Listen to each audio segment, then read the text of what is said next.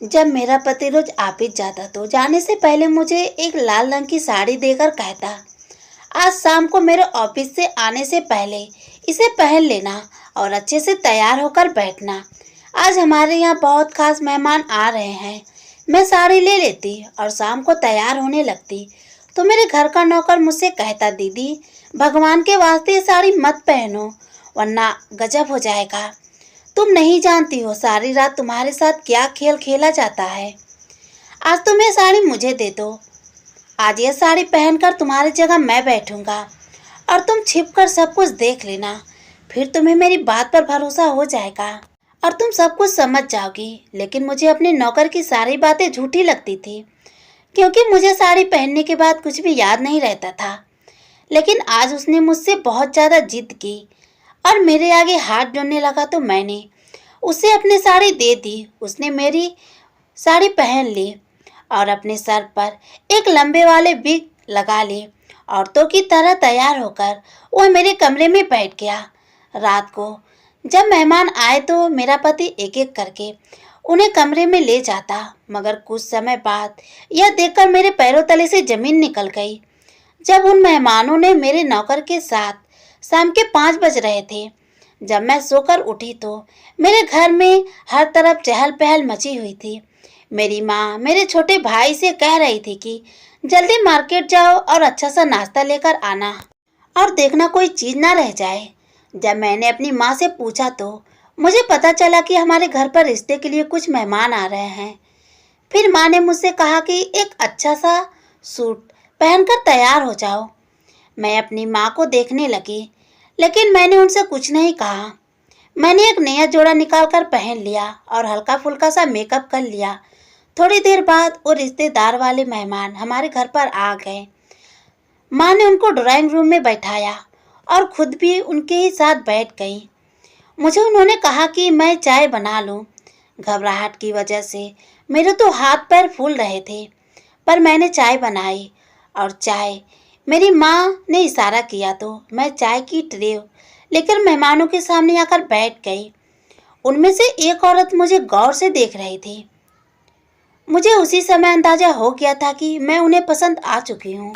उनके देखने का तरीका बता रहा था और बाकी लोगों को भी मैं और परिवार वाले पसंद आ गए। अगले ही दिन उन्होंने हमारे घर पर फोन करके बता दिया कि हमारे तरफ से हाँ है।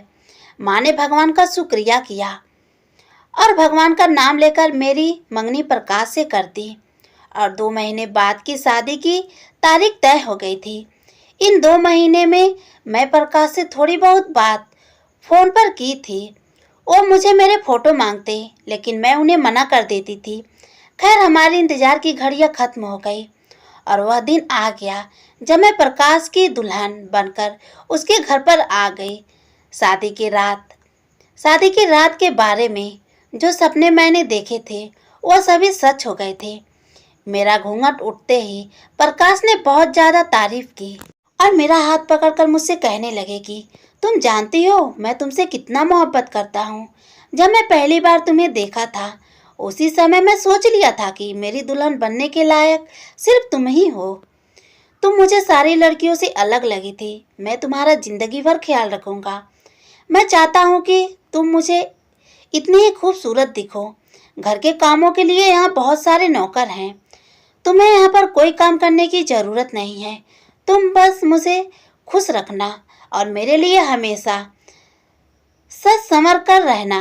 मेरे लिए इतना ही बहुत है। उनकी यह बातें सुनकर मुझे बहुत अच्छा लगा था। अब तो मैं भी उनकी दीवानी हो गई थी। उन्होंने अपने सारे वादे पूरे किए जो उन्होंने शादी की रात मुझसे किए थे। वह रोज जब वापस से घर आते तो मेरे लिए गिफ्ट जरूर लेकर आते। प्रकाश की मोहब्बत ने मुझे सब कुछ भुला दिया था।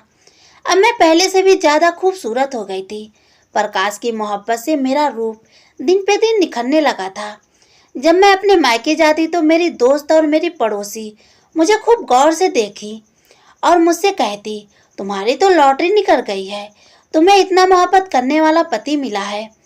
मोहब्बत में डूबी दिन रात ऐसे ही गुजरने लगे, यहाँ तक कि मेरी शादी को 4 महीने हो गए थे। एक दिन प्रकाश ने मुझसे कहा कि उन्हें किसी काम से दूसरे शहर जाना है और वह मुझे सुबह मायके छोड़कर चले जाएंगे और 20 दिन के बाद वो वापस आकर मुझे लेने आ जाएंगे।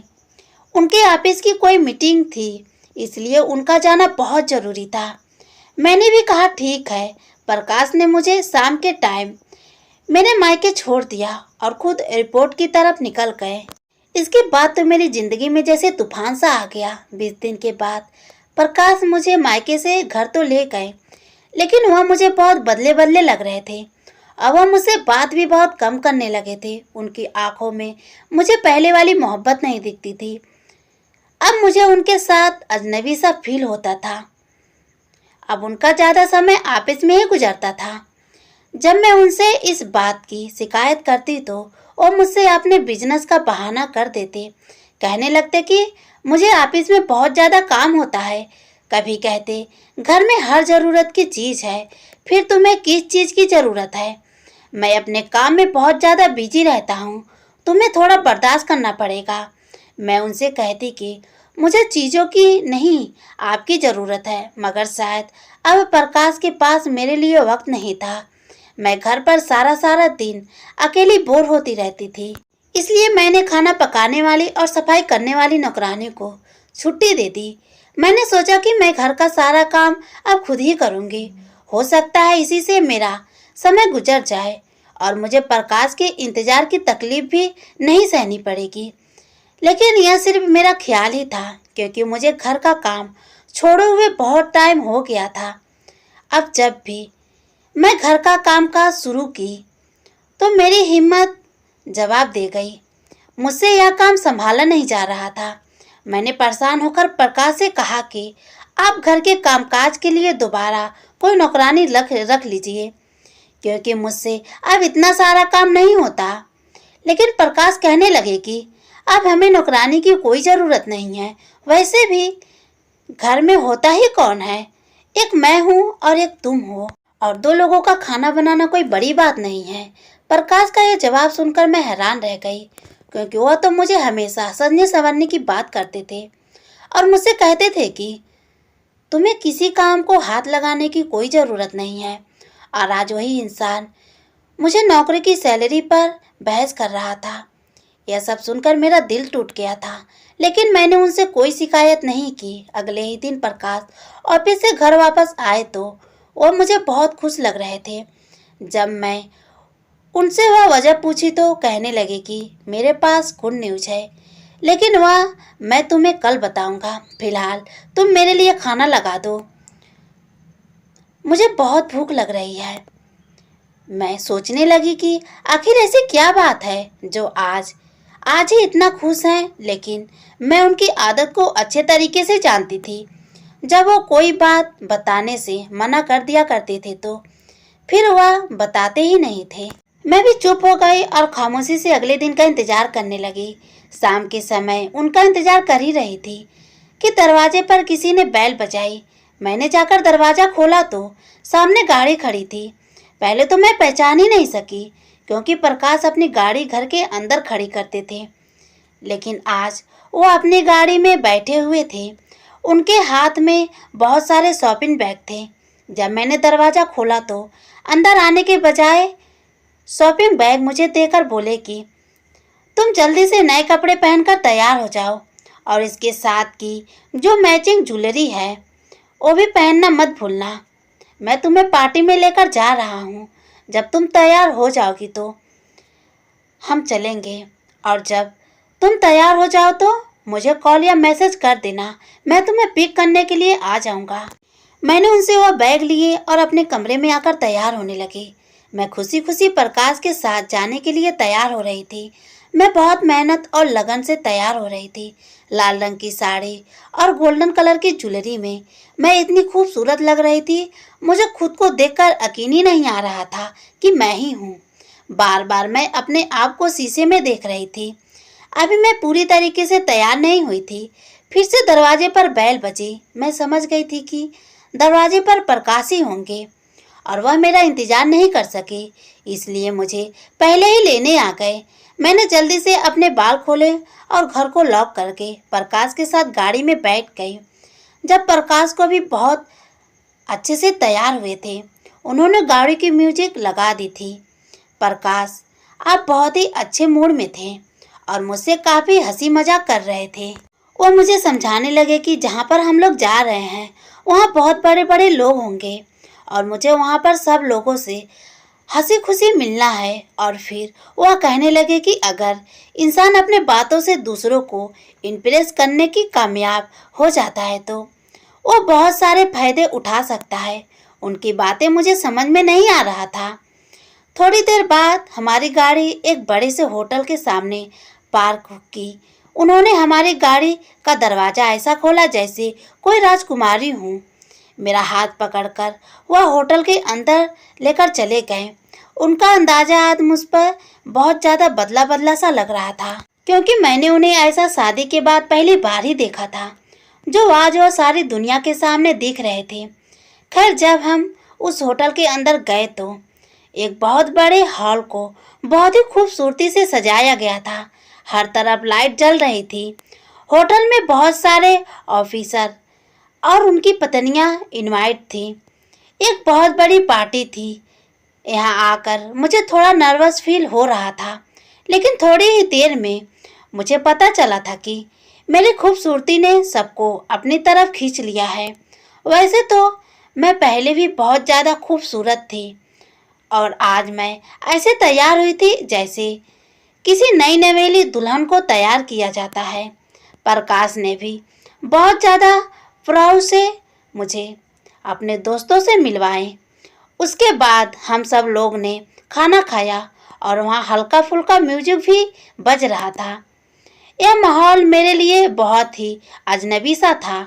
जिंदगी में पहली बार मैं इतने सारे लोगों के सामने बैठकर खाना खाया था, जिससे मुझे कुछ घबराहट हो रही थी, लेकिन मैं प्रकाश का साथ दे रही थी क्योंकि आज वो बहुत ज़्यादा खुश हैं।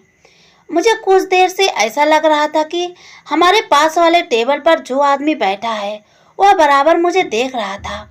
उसका देखना मुझे ठीक नहीं लग रहा था और मुझे उसके देखने से उलझन हो रही थी। थोड़ी देर के बाद वो अपने टेबल से उठकर हमारे साथ ही हमारे टेबल पर आकर बैठ गया। बात करते करते पता चला कि वह मेरे पति प्रकाश का सीनियर ऑफिसर था, लेकिन उसे देखने से कहीं से नहीं लग रहा था कि वह सीनियर है। प्रकाश ने मुझे उससे मिलवाया। उसे हाथ मिलाने के लिए अपना हाथ आगे किया। ना चाहते हुए भी मुझे उनके सामने उसे हाथ मिलाना पड़ा। हाथ मिलाते हुए उसने मेरा हाथ अपने हाथ से हल्के से दबा दिया था। उसकी हरकत मुझे बहुत बुरी लगी थी। प्रकाश ने भी यह बात नोटिस की थी, लेकिन उन्होंने कुछ भी नहीं कहा। वह चुप रहे। मुझे अपने पति की इस हरकत पर बहुत हैरत हो रही थी कि वह यह सब कुछ कैसे बर्दाश्त कर रहे हैं। प्रकाश ने मुझे बताया कि यह मिस्टर खन्ना है। अगर यह चाहे तो मुझे बहुत जल्दी प्रमोशन मिल सकता है। मिस्टर खन्ना की बातचीत जारी रही। वो बहुत ज़्यादा दिलचस्पी बातें कर रहे थे, लेकिन वो बराबर ही मुझे देखे जा रहे थे। जब पार्टी खत्म हुई तो मिस्टर खन्ना मेरे पति से हंस हंस कर बातें करने लगे। वह उनके साथ साथ ही चलते हुए होटल से बाहर आ गए। मुझे उनका हमारे साथ में चलना बिल्कुल भी अच्छा नहीं लग रहा था। खैर, अब हम पार्टी से अपने घर वापस आ गए थे। प्रकाश ने घर आकर मुझे शुक्रिया अदा किया क्योंकि पार्टी में मैंने उनका पूरा साथ दिया था। ऐसे ही खुशी में प्रकाश ने मुझसे वादा किया कि वह जल्द ही घर में किसी नौकरानी का इंतजाम कर देंगे। बस अब मुझे उनके साथ ऐसे ही पार्टियों में जाना होगा और उनके बड़े बड़े अफसर से मेलजोल बढ़ाना होगा। अगले ही दिन जब मैं सोकर उठी तो 12 बज रहे थे। प्रकाश खुद ही नाश्ता करके घर से ऑफिस के लिए निकल गए थे। 1 घंटे बाद मैं फ्रेश होकर बैठी तो दरवाजे पर किसी ने बेल बजाई। उसी समय मेरे पति घर पर नहीं होते थे और वह उसी समय कभी घर पर आते भी नहीं थे। मैं सोच रही थी कि पता नहीं कौन है। जब मैं दरवाज़ा खोली तो प्रकाश ही थे।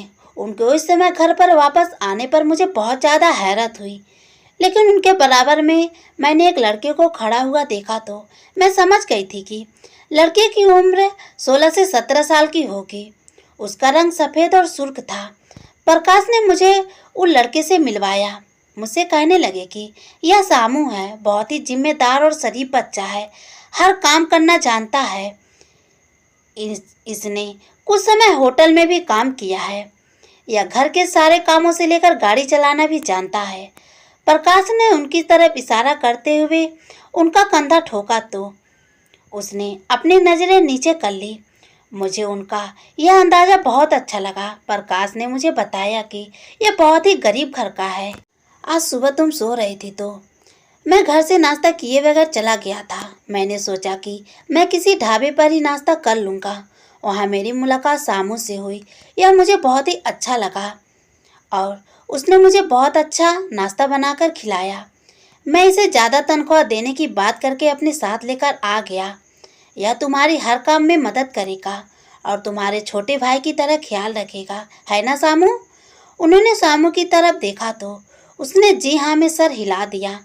मैं भी सुकून की सांस ले ली क्योंकि नौकरानी की फौज से जान छूटी। अच्छा है, एक ही नौकर घर के सारे काम कर लेगा। मुझे भी आसानी होगी और ज़्यादा सर पकाना भी नहीं पड़ेगा। सामू ने सच में मुझे बहुत आराम पहुंचाया। वो सारे काम औरतों से भी ज़्यादा अच्छे से करता था और कोई फालतू बात भी नहीं करता था। अब वह बहुत ज़्यादा चैन से हो गई थी। सामू उससे मुझे हमदर्दी सी हो गई थी। अब वह मुझे मेरी छोटी भाई की तरह ही लगता था। वह मुझे भी दीदी कहता तो मुझे एहसास होता कि इसके दिल में मेरे लिए कितनी इज्जत है। एक दिन जब मैं सुबह उठी तो सामू को अपने कमरे में नहीं था। मुझे फिक्र होने लगी कि पता नहीं कहाँ चला गया। मैं बाहर जाकर देखी तो वह लॉन में बैठा हुआ रो रहा था। मैं उसके आंसू देखकर समझ गई कि जरूर उसकी कोई ना कोई मजबूरी होगी या उसके घर में कोई परेशानी होगी, वरना वह इस तरीके से नहीं रोता। वह तो हमेशा हंसी खुशी रहने वाला लड़का था। फिर भी सामू के पास गई। उसने मुझे देखकर तो अपने आंसू मुझसे छुपाने लगा। शायद वो मुझे अपनी परेशानी बताना नहीं चाहता था। मैंने उससे काफ़ी पूछने की कोशिश की लेकिन उसने मुझसे कुछ भी नहीं बताया। मैंने सोचा कि शायद उसके घर में पैसों की परेशानी होगी, इसलिए मैंने उसे कुछ पैसे दिए, लेकिन उसने वह पैसे लेने से मना कर दिया। इतने में प्रकाश का फ़ोन आ गया। वह कह रहे थे कि आज हमारे घर कुछ मेहमान आ रहे हैं, तुम श्यामू से उससे खाना बनवा लेना और खुद वह लाल वाली साड़ी पहनकर तैयार हो जाना। तुम अगर मेरे मेहमानों से बातचीत करती रहोगी तो उनका दिल लगा रहेगा। उनके दोस्तों के बारे में सुनकर तो मुझे घबराहट होने लगी। मिस्टर खन्ना को बर्दाश्त करना तो मेरी बस की बाहर की बात थी।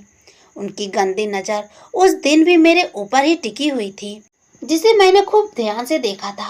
मैं मजबूर और प्रकाश के कहने से तैयार हो गई। करीबन रात के 7 बजे प्रकाश अपने मेहमान को लेकर आ गए। फिर वही हुआ जिसका मुझे डर था। प्रकाश के साथ आने वाले मेहमान और कोई नहीं बल्कि मिस्टर खन्ना ही थे, जिनको देखकर ही मेरे मूड खराब हो गया था।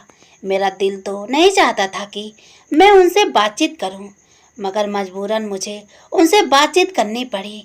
मैं और प्रकाश मिस्टर खन्ना के ड्राइंग रूम में बैठाए थे।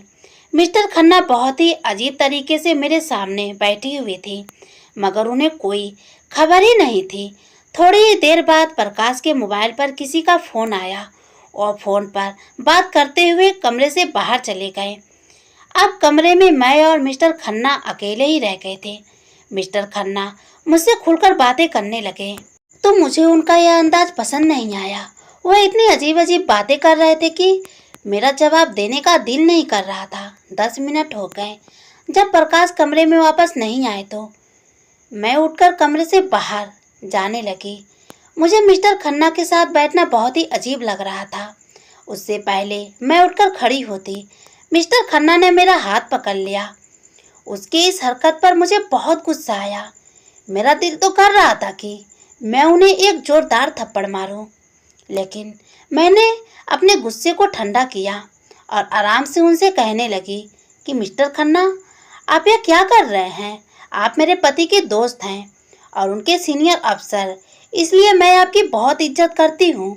अगर अपनी बदतमीजी बंद नहीं की तो मैं भी अपने बदतमीजी पर उतर आऊँगी। उन्हें मेरी इस बात से जैसे कोई फर्क ही नहीं पड़ा था। वह सुकून से खड़े होकर मुझे घूर रहे थे। मैंने उनसे अपना हाथ छुड़वाना चाहा तो वह और मेरे करीब आने लगे। मुझे मेरे चेहरा लाल हो गया। मैंने टेबल से फ्लावर पॉट उठाया और उनके सर पर मार दिया। उनके सर से थोड़ा खून बहने लगा तो वह चिल्ला उठे। उनकी चीख सुनकर मेरे पति कमरे में आ गए। मिस्टर खन्ना दर्द से चीख रहे थे और मेरे पति को बहुत गुस्सा आ रहा था। बजाय उसके वह अपने दोस्त मिस्टर खन्ना को कुछ कहते, उन्होंने उल्टा मुझे ही डांटना शुरू कर दिया। कहने लगे कि तुम पागल तो नहीं हो गई हो, यह तुमने क्या कर दिया? अभी और इसी समय इनसे माफ़ी मांगो। मैंने उनसे माफ़ी नहीं मांगी और उनकी तरफ देखते हुए जमीन पर थूक दिया और कहने लगी कि मिस्टर खन्ना आकर इस पूरे देश के राजा भी होते तो मैं उनसे भी माफ़ी नहीं मांगती, उल्टा उन्हें ही मुझसे माफ़ी मांगनी चाहिए। जो गंदी हरकत उन्होंने मेरे साथ की है। मेरी बात सुनकर प्रकाश ने मुझे बहुत ज़्यादा गुस्से से देखा और मुझसे कहने लगे, अगर तुमने मिस्टर खन्ना से माफ़ी नहीं मांगी तो मैं तुम्हें यहीं खड़े खड़े डिवोर्स दे दूंगा। अपने पति की बात सुनकर तो मैं हैरान रह गई। क्या कोई भी शरीफ इंसान अपने दोस्त की खातिर अपनी पत्नी को तलाक दे सकता है? मैं भी जिद पर अड़ी रही, क्योंकि मिस्टर खन्ना की हरकत ही ऐसी थी कि उनसे माफ़ी मांगने का तो सवाल ही पैदा नहीं होता था। मुझे यूं खामोश खड़ा देखकर प्रकाश उल्टी गिनती गिनने लगे और सोच रहे थे कि अगर वह मुझे छोड़ने की धमकी देंगे तो मैं मिस्टर खन्ना के पैर पड़ने लगूंगी और उनसे माफ़ी मांग लूंगी। लेकिन मैं भी अपनी बात से नहीं हटी और मैंने उनसे माफ़ी नहीं मांगी। उसके बाद प्रकाश ने मुझसे कहा कि तुम पेपर का इंतजाम करना, मैं तुम्हें डिवोर्स दे दूंगा। मैं हैरत की नज़रों से उन्हें देखने लगी। मुझे समझ में नहीं आ रहा था कि प्रकाश तो मुझसे इतनी मोहब्बत करते थे, फिर वह मेरे साथ ऐसा क्यों कर रहे हैं, वह भी अपने इस घटिया दोस्त के खातिर। मिस्टर खन्ना ने यह सब कुछ देखकर मुस्कुरा रहे थे। वह भी बड़बड़ाते हुए हमारे घर से चले गए। मेरे पति भी उनके पीछे पीछे गए और मेरे बर्ताव के लिए उनसे माफ़ी मांगने लगे। थोड़ी देर बाद जब प्रकाश घर के अंदर वापस आए तो उनका मूड ऐसा था जैसे कुछ हुआ ही ना हो, लेकिन मेरी तो दुनिया ही उजड़ चुकी थी। मैंने अपने कमरे में जाकर अपना बैग पैकिंग करना शुरू कर दिया और इस समय घर से निकलने लगी तो प्रकाश ने मुझे कमरे में बंद कर दिया। मैंने दरवाज़ा खटखटाया मगर उन्होंने नहीं खोला। थोड़ी देर बाद वह अंदर आ गए और मुझसे कहने लगे कि क्या हुआ? मैंने जो कुछ भी तुमसे कहा है वह गुस्से में कह दिया कि हमारी बरसी की मोहब्बत मेरी छोटी सी बात पर ख़त्म हो जाएगी। ज़्यादा लड़कियों की तरह हंगामा मत करो।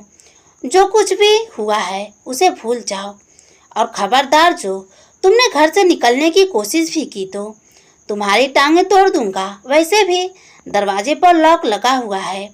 तुम्हें बाहर जाने की ज़रूरत भी नहीं है और इजाज़त भी नहीं है। जब तक मैं न कहूँ तुम घर से बाहर नहीं निकल सकती। तुम्हें हर सूरत में मेरे अफसर को खुश करना होगा, वरना मुझसे बुरा कोई नहीं होगा। अपने पति की ऐसा रूप देखकर तो मेरे पैरों तले से जमीन निकल गई। प्रकाश इस हद तक गिर सकते हैं, मैंने कभी सोचा भी नहीं था। इस सारे हंगामे की खबर सामू को भी हो चुकी थी, क्योंकि कमरे में पड़े फ्लावर पॉट के टुकड़े समेटने के लिए मैंने उसे ही कहा था। आप जब प्रकाश ने मुझे यह कमरे में बंद कर दिया था और मैं सामू के रहमो करम पर आ गई थी। मेरे पति ने उसे सख्ती से समझाया था कि मुझसे कोई बात ना करे। अगले ही दिन प्रकाश घर से ऑफिस के लिए चले गए। उसके कहने के अनुसार सामू ने मुझे खाना दिया। मैं अपने ही घर में कैद होकर रह गई थी और अपने नौकर की महताज हो गई थी। मैंने सामू को उसकी माँ बहन का वास्ता दिया और उसके आगे हाथ जोड़कर मदद मांगी तो उसका दिल मेरे लिए पिघल गया और कहने लगा कि दीदी तुम फिक्र मत करो, तुम्हारी इज्जत की जिम्मेदारी अब मेरी है। अब कोई भी तुम्हें छू भी नहीं सकता। तुम्हारा पति भगवान माफ करे एक ही घटिया और गिरा हुआ आदमी है। हमारे यहाँ तो ऐसा बिल्कुल भी नहीं होता, और अगर कोई अपनी पत्नी के साथ ऐसी घटिया हरकत करने की सोच भी ले तो उसकी नस्ल खत्म कर दी जाती है। तो सामू की बातें सुनकर मुझे अंदाजा हो गया था कि वह मेरी मदद जरूर करेगा और मुझे अकेला छोड़कर नहीं जाएगा। थोड़ी देर के बाद श्यामू मेरे कमरे में वापस आया और मुझसे बोला कि दीदी, मैं तुम्हें एक बात बताना चाहता हूँ। मैं तुम्हें बताना चाहता था मगर मुझे याद नहीं आया। वह घटिया इंसान मेरा मालिक और तुम्हारा पति किसी से फोन पर बातें करके कह रहा था कि कल हमारे घर पर वही साहब आएंगे और आप हर सूरत में उससे मिलेंगे। सामू, उन्हें जब यह बात मुझे बताई तो मुझे समझ आ गई थी कि मैं मिस्टर खन्ना की बन चुकी हूँ। इसी सोच और हालात में मेरी सारी रात गुजर गई। पूरी रात मेरे रोते हुए गुजरी और भगवान से प्रार्थना कर रही थी कि वह मेरी इज्जत की हिफाजत करे। अगले ही दिन सामू मेरे पास आया। उसके साथ फूली हुई थी और वह काफ़ी जल्दी में लग रहा था। दरवाज़ा खोलकर मेरे कमरे में आया और मुझसे बोला, दीदी, तुम अपने खूबसूरत सा जोड़ा मुझे दे दो। मैं उसका चेहरा देखते हुए बोली, ऐसे में तुम्हें मेरे कपड़ों की क्या ज़रूरत है? तो वह कहने लगा कि यह समय ज़्यादा बातें करने की नहीं है, बस आप मुझे एक अपना अच्छा सा जोड़ा दे दें। मैंने उसे अपनी एक साड़ी निकाल कर दे दी।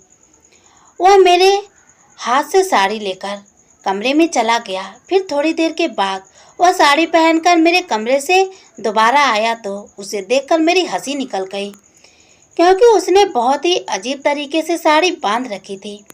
उसकी जिद करने पर मैंने उसकी साड़ी ठीक से बांधी। अब वह पूरी तरीके से एक औरत लग रहा था। उसने अपने सर पर मेरे ही तरफ लंबे बालों की विग लगा रखी थी। मैंने उसे कहा कि सामू, यह तुम क्या कर रहे हो? क्या तुम्हारा औरत बनने का इतना इरादा है? मैं उस समय अपने सारे दुख भले भूल गई थी और हंसी मजाक करने लगी। उसने मुझसे कहा कि दीदी, आप यहाँ से जाइए और मेरे कमरे में जाकर बैठ जाना। हमारे घर में आज उसके साथ एक और लड़का आया हुआ था जो सामू का दोस्त था। थोड़ी देर बाद मुझे अपने घर में किसी के आने की आवाज़ आई, जो जूतों की आवाज़ मेरे कानों की तरफ आ रही थी।